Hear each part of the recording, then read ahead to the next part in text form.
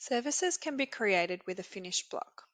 This ensures time will be allocated for break time or processing, and it also allows a buffer for turnaround, clean prep, or retail. This is vital for online bookings and time efficiency in your appointment when you have standalone services that can be booked. Let me show you a couple of examples.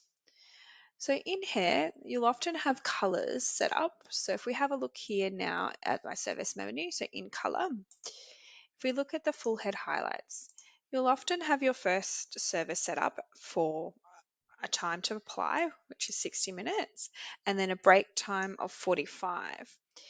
If this was to get booked in your appointment as is, on online bookings, it doesn't necessarily allow for the break time.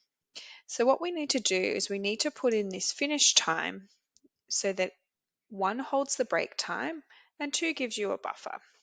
So we pop in a finish. You might want to call this blow dry, wash, whatever you would like, or simply finish.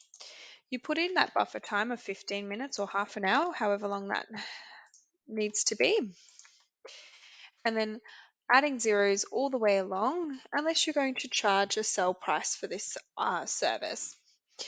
The most important step is obviously ticking on the finishing component here. By checking this box, what it does is if the client does book the full head of foils with a haircut, it will actually remove the finish block and you won't see it in the appointment book. So it's only when the client or yourself selects the single service. It is important for your reporting categories to go back up and make sure the first block is selected to the right reporting category. If you had a value in the sell price for the second block, you could tick that on as well. Another example would be a facial. So if we have a look at facials, after the facial, so go into the detailed screen. After the facials, we don't need any processing time, but we do need time to clean and prep or turn around the room. So this is my clean and prep time.